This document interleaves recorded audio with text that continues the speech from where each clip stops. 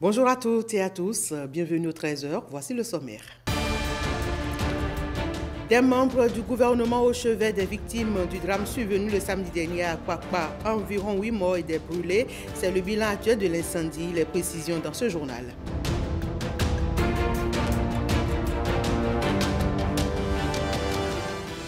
Ouida, cité du Vaudou au Bénin, une niche écologique avec de nombreuses histoires collées au sacré, avec notamment la forêt sacrée de Kwasset. William Tchoki nous fait découvrir davantage ce poumon vert dans le dossier environnement de ce mercredi.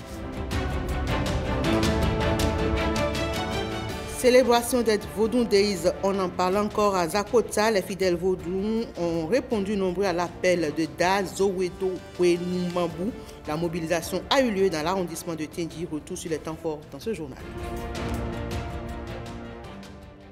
Et on démarre bien sûr avec ce drame survenu samedi dernier à Akwakpa, à Yelawadje 1. Un incendie et une explosion avec comme bilan à l'heure actuelle près de 8 morts et des brûlés. Le gouvernement multiplie des initiatives au chevet des victimes. Hier mardi, une délégation ministérielle était au chevet des patients pris en charge au Centre national hospitalier Hubert Maga de Cotonou.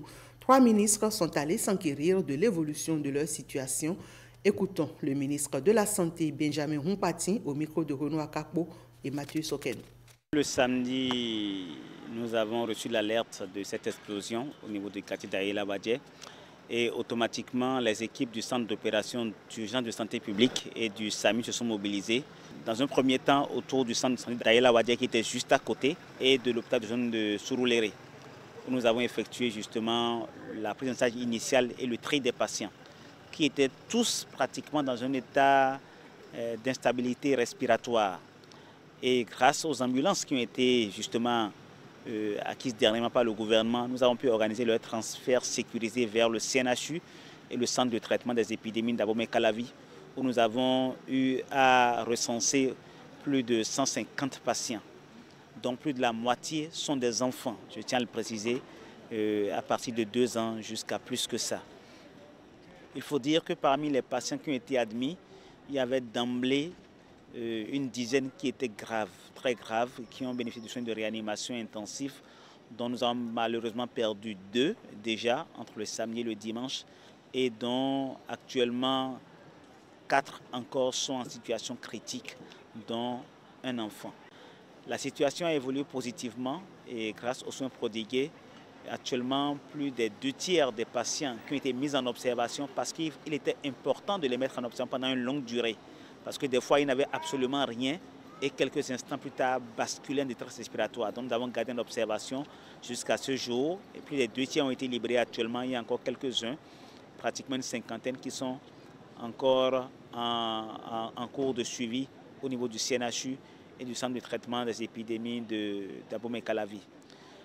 Globalement, je dois dire que nous, au niveau médical, nous sommes en train d'essayer d'analyser actuellement la situation du point de vue de la toxicité du produit pour essayer d'envisager les complications à moyen et à long terme, évidemment.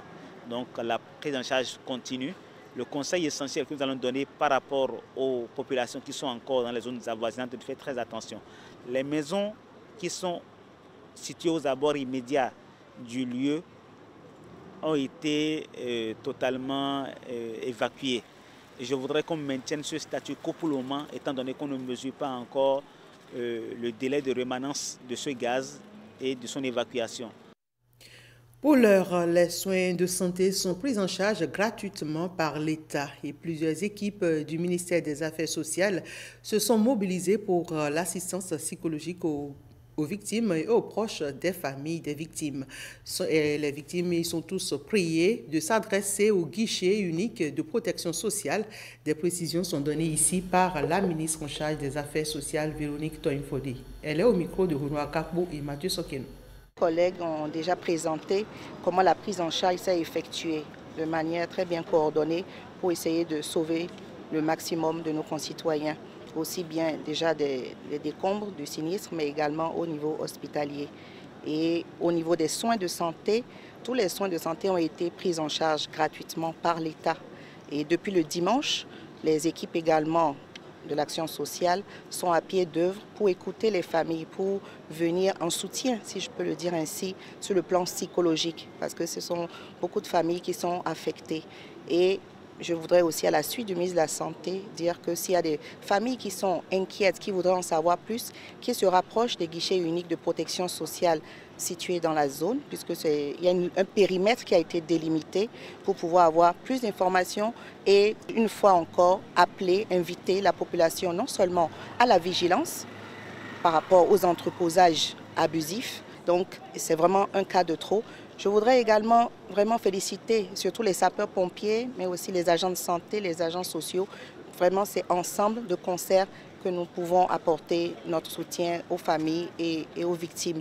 Et vraiment déplorer cela et inviter toute la population. C'est la responsabilité collective pour dénoncer lorsqu'il y a des entreposages qui ne sont pas normaux dans des zones habitées ou habitables.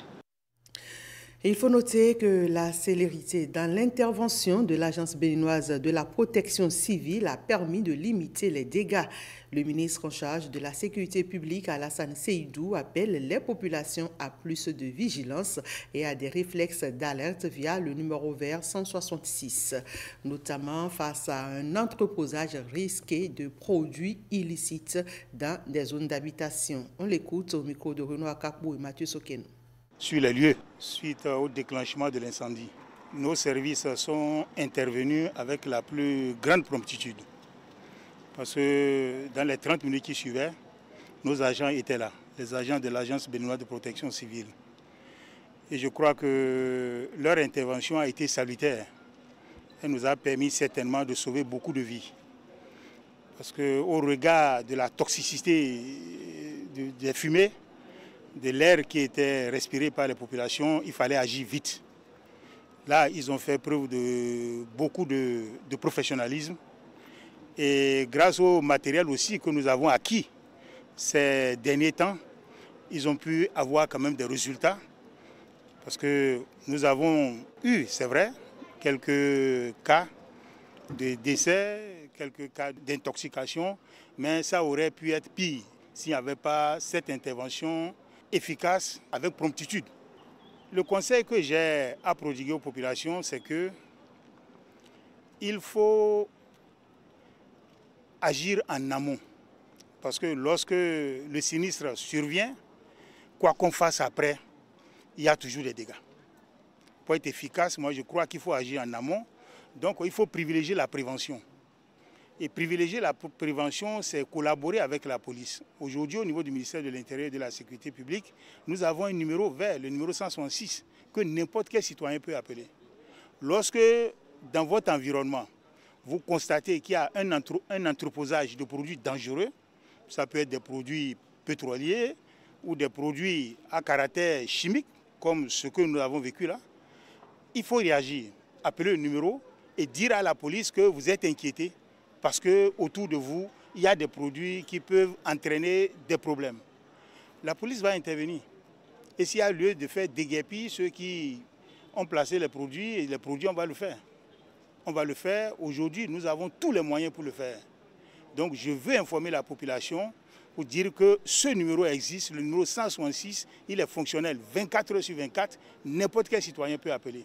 Lorsque vous vous sentez menacé, il faut le dire, il faut avertir et la police va intervenir pour vous mettre à l'abri de la menace. Un drame vraiment déplorable, mais qui ou qu'est-ce qui a bien pu provoquer cet incendie? Le Haut Commissariat à la prévention de la corruption appelle à situer les responsabilités. Écoutons son secrétaire général, il est au micro de Rodrigo Labagbeto et Wenceslas Samoïmon. C'est avec une profonde tristesse que le Haut Commissariat à la prévention de la corruption, HCPC, a appris l'incendie dévastateur survenu le 11 janvier 2025 dans le quartier Aïla Wadje 1 à Akpakpa. Nous adressons nos sincères condoléances aux familles endeuillées et exprimons notre solidarité envers les victimes et leurs proches. Selon les premières informations, l'incendie aurait été provoqué par l'explosion d'un magasin contenant des produits chimiques, libérant des gaz toxiques dont la nature reste à déterminer. Le HCPC souligne l'importance de la transparence et de la conformité aux réglementations, aux procédures en matière de stockage et de manipulation de substances dangereuses. Nous exhortons les autorités compétentes à mener une enquête approfondie pour déterminer les causes de cet incident et identifier d'éventuelles négligences ou manquements aux normes de sécurité eu égard à la loi 2022-36 du 10 juillet 2023 portant gestion des produits chimiques et de leurs dérivés et du décret 2023-423 du 26 juillet 2023 portant modalité d'importation, de stockage et de distribution des produits pétroliers, raffinés et de leurs dérivés en République du Bénin. Il est impératif que les responsables de la gestion de produits chimiques respectent strictement les protocoles de sécurité établis pour prévenir de tels drames. Le HCPC réitère son engagement à collaborer avec les autorités et les parties prenantes pour renforcer les mécanismes de contrôle et de prévention afin de garantir la sécurité de tous les citoyens. En ces moments éprouvants, nous appelons à une vigilance accrue et à une responsabilité partagée pour éviter que de telles tragédies ne se reproduisent à l'avenir.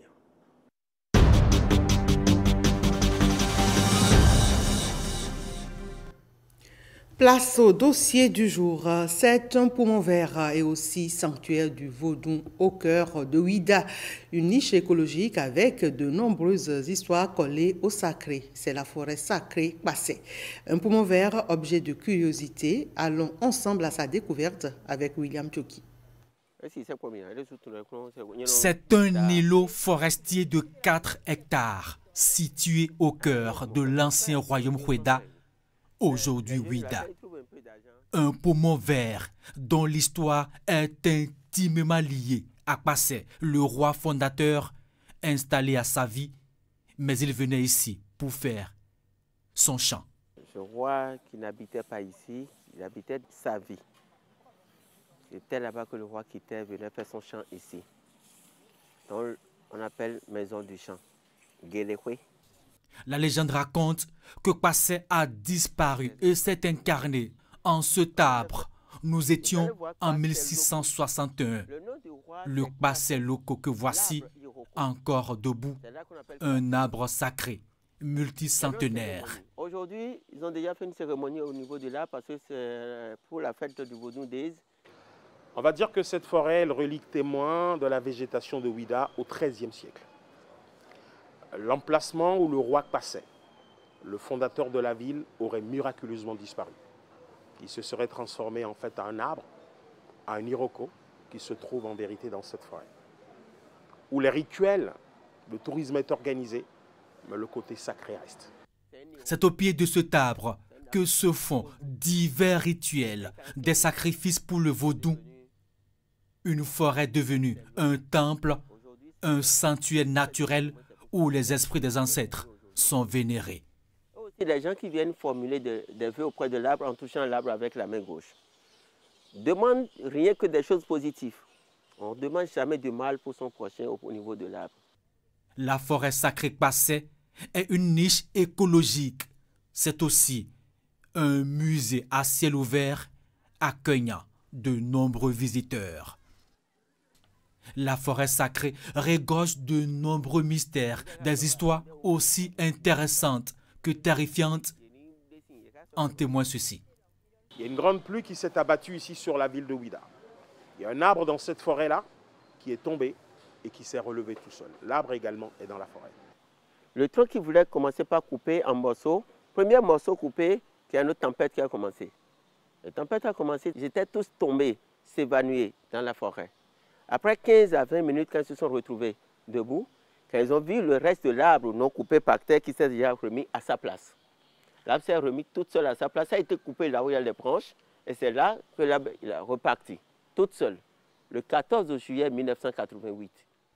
Un arbre mystère, un arbre culte, objet de curiosité, un sanctuaire vert qui draine du monde, une relique encore là, grâce au Vodun.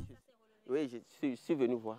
Il y avait des journaux, des radios à l'époque.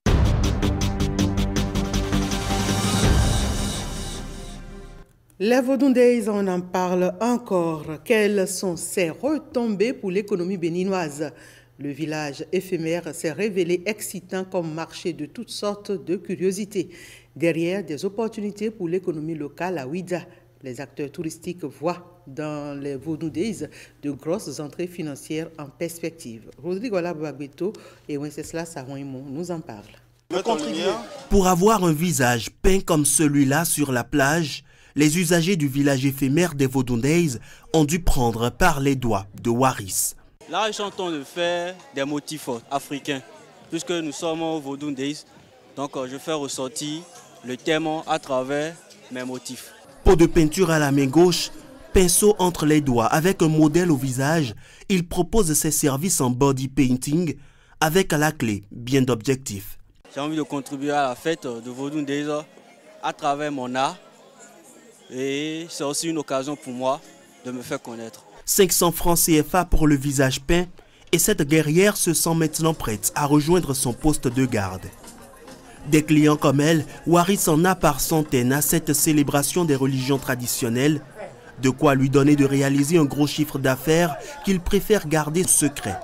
Ceux-ci ne se font pas peindre le visage, mais sont bien désireux de garder des souvenirs de Ouida, la cité haute des Vodun Days. Vous semblez intéressé de prendre des souvenirs du Bénin, c'est bien ça? Oui, tout à fait. C'est très joli ce qu'il y a derrière moi. C'est vraiment les statuettes, elles représentent bien le Bénin et vraiment c'est très très beau.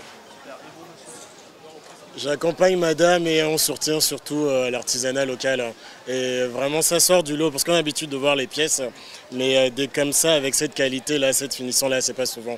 Maître des objets valant ses impressions, Eric ne voit en ces Vodun Days qu'une obligation de se positionner et pas que pour des chiffres.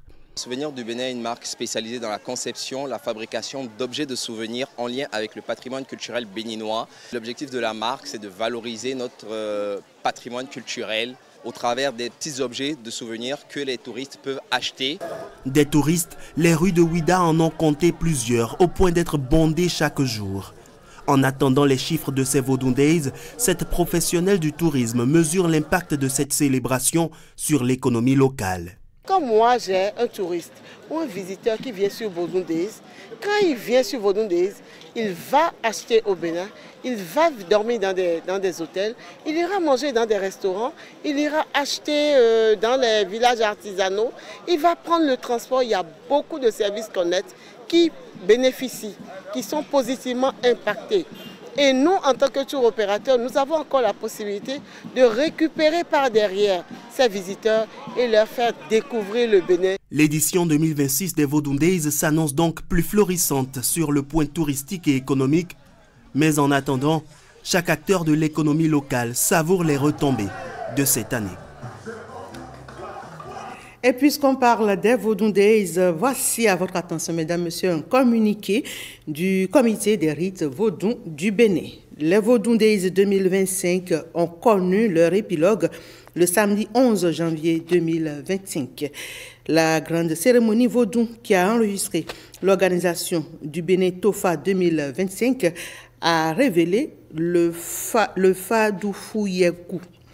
Mais au moment où les membres du Collège des Bokono travaillent avec acharnement afin de produire le rapport général sur le Bénin Tofa 2025, M. David Kofi Aza s'est livré à des commentaires et interprétations dans lesquels ni les membres du Collège des Bokono ni ceux du comité des rites Vodun du Bénin ne se reconnaissent, d'autant plus que les élections générales au Bénin sont prévues pour l'année 2026 et le Bénin Tofa 2026 aura lieu dans un an.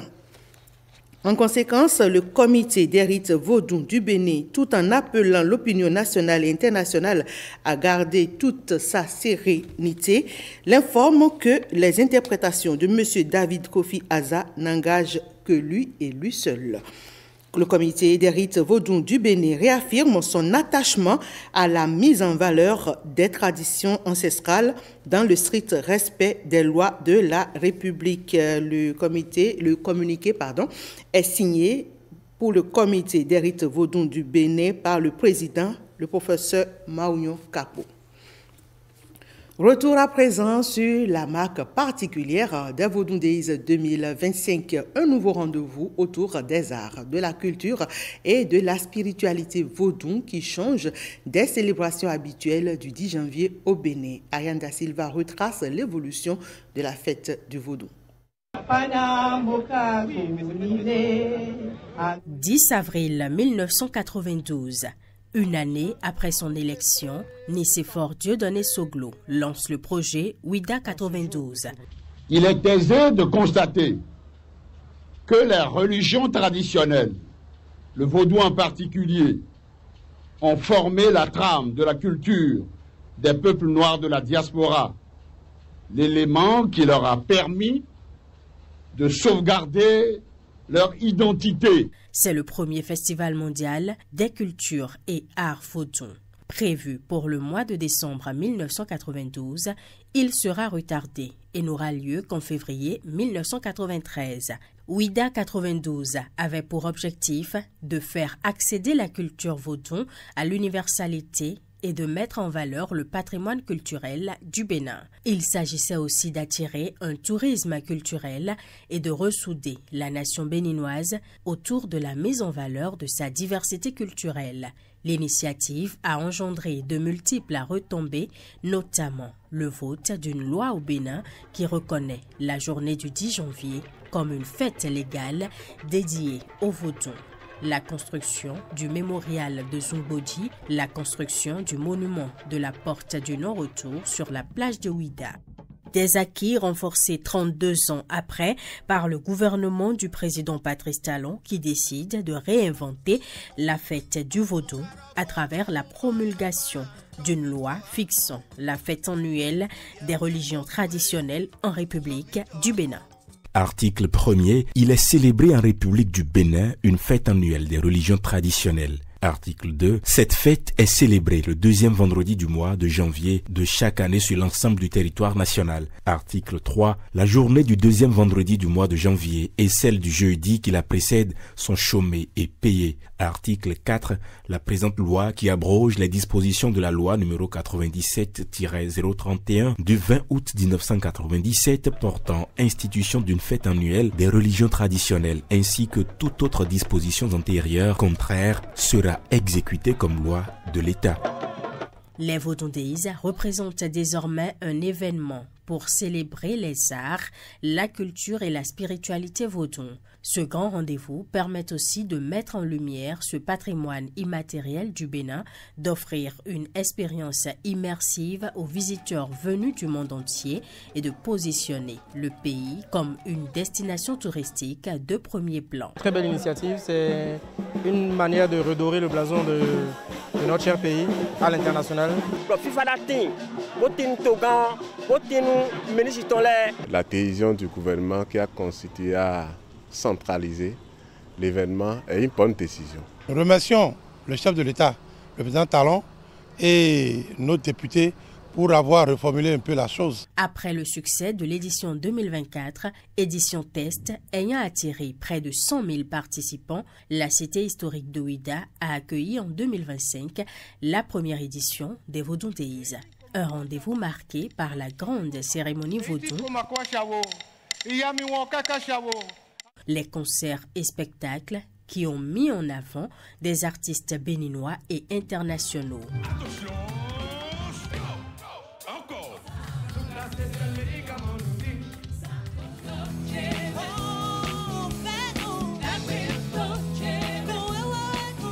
Les animations des places et l'animation du village des Vodou Days. Des événements qui se sont déroulés dans une ville de Ouida qui a fait sa mue. Le clos des manifestations de l'édition 2025 des Vodun Days, c'est l'inauguration de l'arène culturelle de Ouida par le chef de l'État. Un joyau pour la valorisation du patrimoine culturel béninois. Ainsi, les 9, 10 et 11 janvier 2025, les Vodun Days ont été célébrés sur toute l'étendue du territoire national. Non loin d'Abomey, Zakota a aussi sacrifié à la traditionnelle fête de nos religions dans l'arrondissement de Tendji. Da Zowedo Wenumambu a mobilisé les fidèles Vodun devant des populations émerveillées. Ce cri qui résonne depuis la forêt sacrée de Tendji n'est pas ordinaire. C'est celui du Vodun Oro qui donne le coup d'envoi des manifestations. Place aux prières des prêtres de Fa adressés aux dieux depuis les lieux sacrés ici, à Tendji. C'est vrai que sur le plan national, la fête se déroule à Ouida, mais chaque contrée essaie vraiment de renouer ses contrats avec ses ancêtres. Et c'est ce que nous faisons. La parade des Vodun, Segbolissa, Torhio, Sakwata, Rebioso, Zambeto, Oro, ponctuée de chants et de danses au rythme des tambours sacrés, égaye la population venue assister à ce rendez-vous culturel et culturel.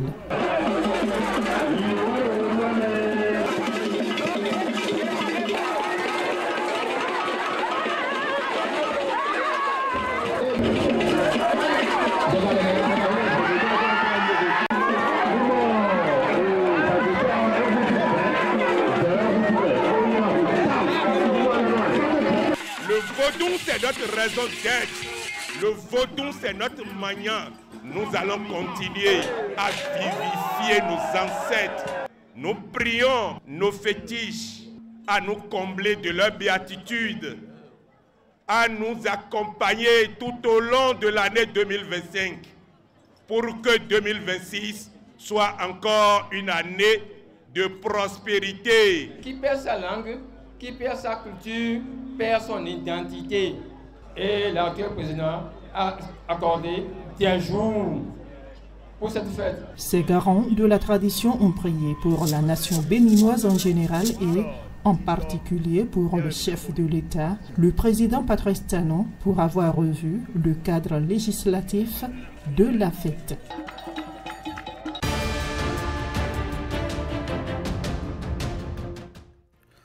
Hors du Bénin, le Mali célèbre la journée de la souveraineté retrouvée. Non loin au Burkina Faso, le chef de la junte réagit aux propos du président français parlant d'ingratitude de la part des Africains.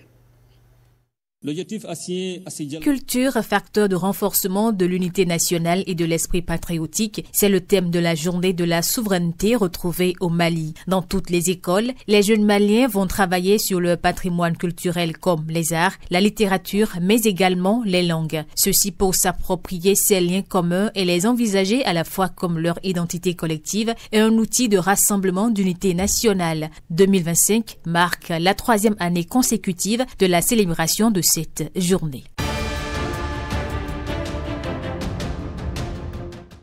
Après les réactions du Tchad et du Sénégal, le chef de la junte au Burkina Faso a pris position face aux déclarations du président français Emmanuel Macron. Ce dernier, lors de l'ouverture de la conférence des ambassadeurs le 6 janvier à Paris, avait affirmé que la France n'est pas en recul en Afrique. En réponse, Ibrahim Traoré a vivement critiqué ses propos lors d'une cérémonie de vœux. Voilà comment ce monsieur voit l'Afrique, voit les Africains. Nous ne sommes pas des humains à ses yeux. Cette déclaration s'inscrit dans un contexte de tensions croissantes entre plusieurs pays africains et la France concernant leurs relations diplomatiques et stratégiques.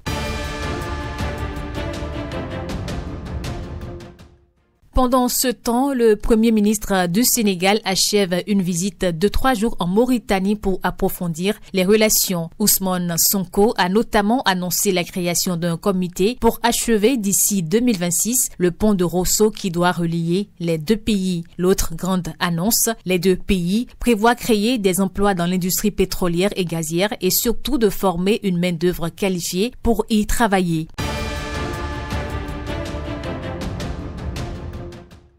Et c'est la fin de ce 13h. Merci à toutes et à tous de l'avoir suivi.